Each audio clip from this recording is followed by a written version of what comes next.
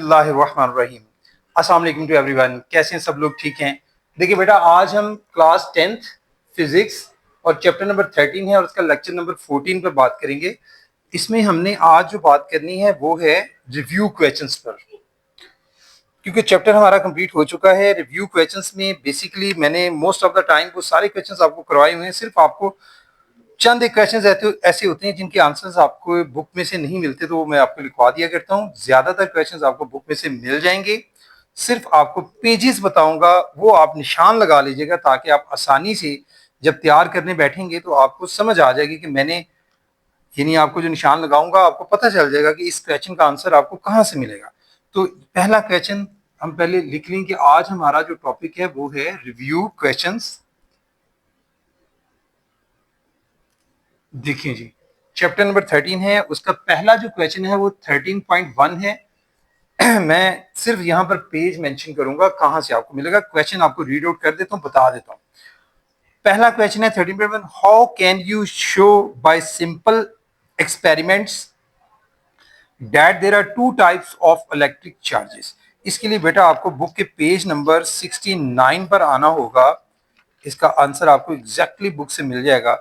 Page number 69 पर आपको activity नजर आएगी। 13.1 13.2 दो एक्टिविटीज हैं पेज नंबर 69 पर। तो मैं लिख रहा हूं यहां पर पेज नंबर 69 है, वहां पर एक्टिविटी दी गई है। ठीक है, एक्टिविटी नंबर जो है वो है 13.1 एंड 13.2 इसका आंसर होंगे। इसके बाद आ जाए, नेक्स्ट है 13.2 आपका क्वेश्चन। तो 13.2 क्वेश्चन क्या है? Describe the method of charging bodies by electrostatic induction. ठीक है जी, इसका आंसर आपको कहां मिलेगा? पेज नंबर आपका होगा बच्चे 70 से स्टार्ट होता है ये, ठीक है, और 71 तक जाता है। वहां से एक्टिविटी 13.4 है। तो पेज नंबर आपका मैं पहले मेंशन कर दूं, कहां पर आपको इसका आंसर मिलेगा?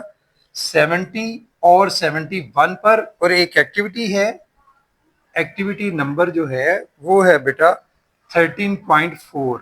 ये आपने कंप्लीट अगले पेज पर, जहां पर डेफिनेशन समेत ये खत्म होता है ना, इलेक्ट्रोस्कोप से ऊपर ऊपर तक, यहां तक इसका आंसर होगा। ठीक है, आगे चलते हैं 13.3 की तरफ। क्वेश्चन है भाई, how does electrostatic induction differ from charging by friction. तो इसका आंसर मैं आपको लिखवा देता हूं। क्वेश्चन ये पूछा गया है कि जो इलेक्ट्रोस्टैटिक इंडक्शन है वो कैसे डिफरेंट होता है, उसका फर्क कैसे है चार्जिंग बाय, अगर आप फ्रिक्शन के थ्रू चार्जिंग होती है या इलेक्ट्रोस्टैटिक इंडक्शन के थ्रू होती है, इनमें फर्क क्या होता है ये आपने बताना है। तो भाई इसका आंसर आप नोट डाउन कर लें। आंसर लिखूंगा सिर्फ इसका मैं 13.3 का। द प्रोसेस इन विच, आप नोट कर लें साथ साथ, मैं बोल रहा हूं, the process, the process in which charge a body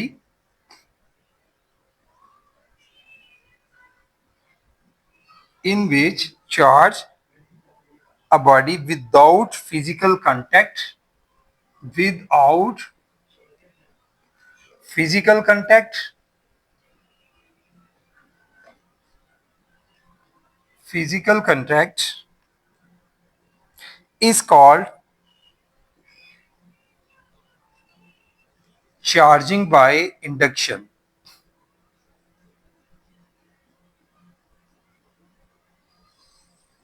ठीक है जी, but in friction, but in friction charges are only, charges are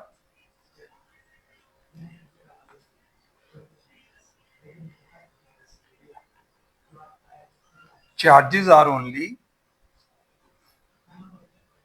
contact with each other,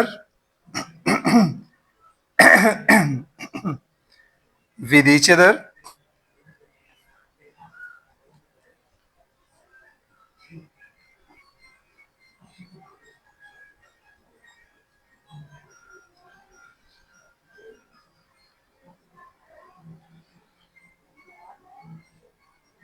sorry थोड़ा सा मिस हो गया बीच में से, चार्जेस आर मैं आपको यहां से ठीक कर देता हूं statement. Charges are only produced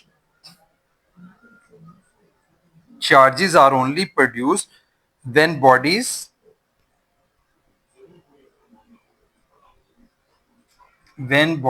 are in physical contact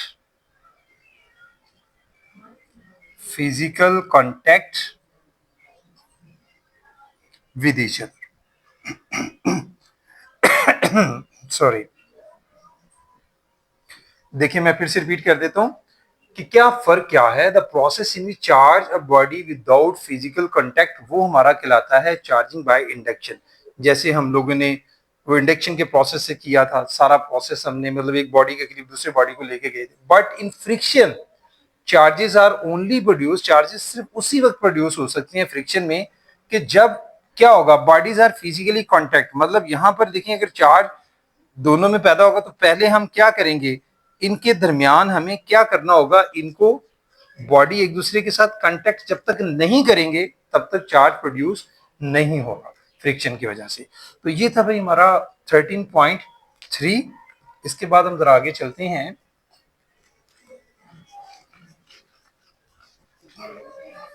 13.4 देखें जी। 13.4 में क्वेश्चन क्या है, what is gold leaf electroscope, discuss it's working principle with a labelled diagram. तो भाई ये आपने टॉपिक किया हुआ है। पेज नंबर आपने सिंपल, मैं आपको बताता हूं कि आपने कितना आंसर इसके लिए लिखना है। सिर्फ पेज नंबर 71 पर जो इलेक्ट्रोस्कोप के बारे में जो डायग्राम बनाकर इसकी कंस्ट्रक्शन के बारे में और इसके प्रिंसिपल के बारे में लिखा गया है, बस इतना आपने करना है। तो आप इसके लिए लिखेंगे पेज नंबर ओनली 71 पर दिया गया इसका आंसर। उसके बाद 13.5 पर आ जाएं। Suppose you have a glass rod which become positively charged when you rub it with wool. Describe how would you charge the electroscope negatively, फिर सेकंड पार्ट है पॉजिटिवली। ये भी बेटा आपको मिलने वाला है पेज नंबर 72 के ऊपर। आपको ये इसका जो दूसरा पॉइंट है, charging the electroscope by electrostatic induction, ये इसका आंसर होगा। कंप्लीट आपने लिखना है, यानी पेज नंबर 72 पर आपको इसका आंसर मिल जाएगा। आगे आ जाए 13.6 की तरफ। उसमें है with the help of electroscope how can you find presence of charge on a body. यानी आपने बताना है कि किसी बॉडी पर चार्ज है कि नहीं। तो ये आपका है detecting the presence of charge. ये भी पेज नंबर 72 पर एक हेडिंग है इसका, वो आप इसका आंसर लिखेंगे। पेज नंबर 72 पर आपको इसका आंसर मिलेगा। आगे आ जाए 13.7 पर। Describe how you would determine the nature of the charge on a body by using electroscope। अब आपने नेचर फाइंड आउट करनी है, इसके लिए भी आपके पास जो है वो पेज नंबर 73 पर है, detecting the type of charge. Page number 73 पर आपको इसका आंसर मिलेगा। ये वाला हेडिंग आपने इसके लिए आंसर में लिखना है, पेज नंबर 73। उसके बाद आ जाए 13.8। 13.8 में है explain Coulomb's law of electrostatics and right it's mathematical form. तो भाई कूलम्स लॉ जो है वो आपका मौजूद है बकायदा तौर पर पेज नंबर 74 पर। ठीक है जी। इस नीचे 13.1 एग्जांपल है, उससे ऊपर तक आपने ये सारा लिखना है लॉन्ग क्वेश्चन की शक्ल में। पेज नंबर 74 पर इसका आंसर दिया गया है, पेज नंबर 74। आगे आ जाए 13.9। 13.9 में देखें what is meant by electric field and electric intensity. यानी क्या मतलब होता है इलेक्ट्रिक फील्ड का और इलेक्ट्रिक इंटेंसिटी का। ये बेटा आपको पेज नंबर जो है वो 74 और 75 पर इन दोनों के बारे में डेफिनेशंस और एग्जांपल इसको समझाया गया है। तो पेज नंबर 74 और 75 पर आपको इसका आंसर मिलेगा, पेज नंबर 74 और 75। आगे आ जाए 13.10 है। तो 13.10 में देखिए जी, is electric intensity a vector quantity. ठीक है जी, ये क्वेश्चन पूछा गया है। What will be its direction. तो इसका आंसर भी मैं आपको लिखवा देता हूं, लिख लें जी। Electric intensity being a force. वैसे तो आपको बुक में से भी मिल सकता है, लेकिन आपको थोड़ा सा ढूंढना पड़ना था, बीच में से लेना है, तो इसलिए मैंने अलग से लिखवा रहा हूं। Being a force is a vector quantity is a vector quantity. Its direction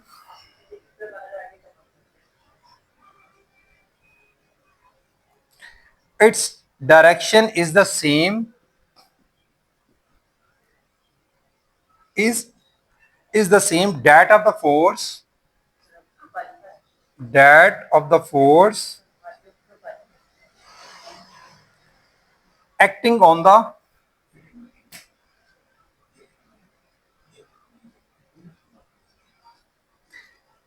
positive test charge.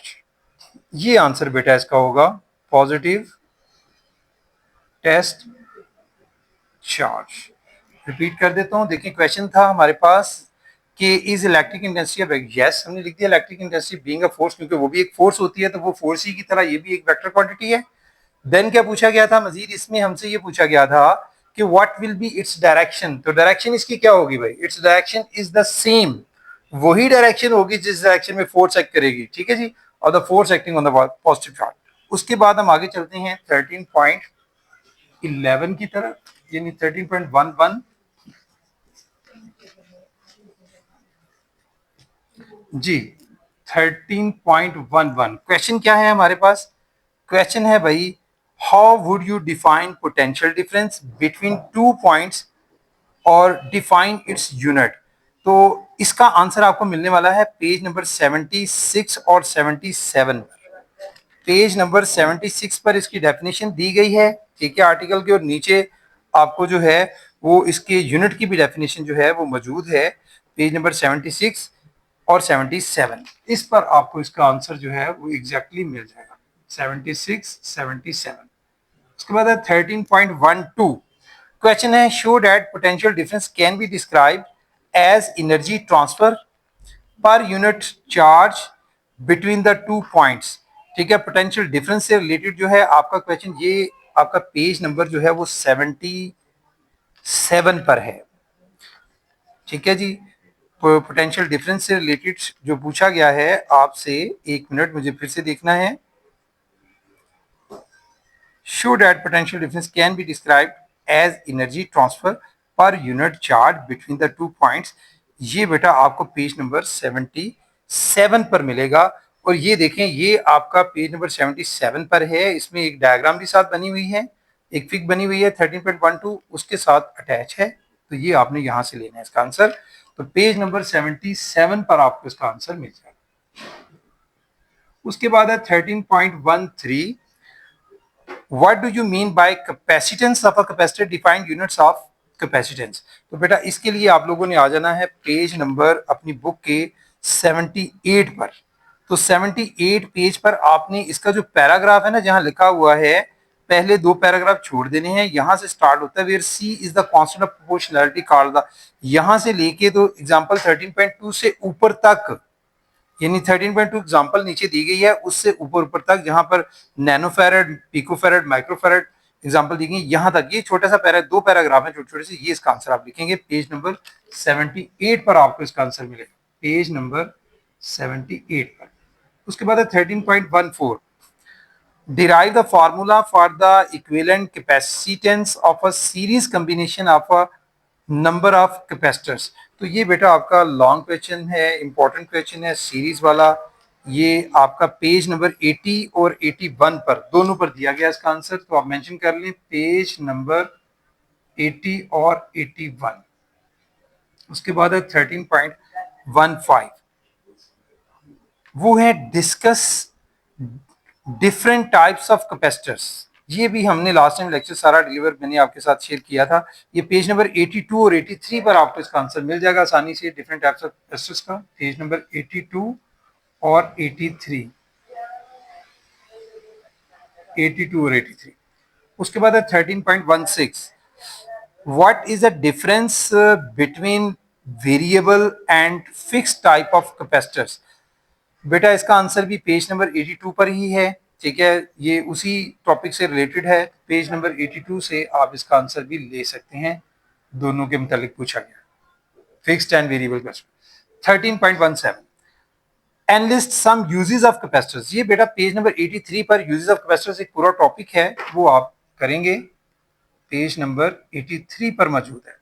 उसके बाद आ जाए 13.18 क्वेश्चन है discuss the one application of static electricity. Static electricity की दो एप्लीकेशन दी गई हैं भाई पेज नंबर 84 पर। तो उन्होंने एक पूछी है, आप कोई भी एक कर सकते हैं यहाँ से। तो पेज नंबर 84 पर दो आपके पास एप्लीकेशन हैं, ये अब आपकी मर्जी है। इस क्वेश्चन में आप कोई एक एप्लीकेशन कौन सी आप तैयार करना चाहते हैं, इलेक्ट्रोस्टैटिक एयर क्लीनर करनी है या इलेक्ट्रोस्टैटिक पाउडर पेंटिंग वाली, डिपेंड ऑन यू।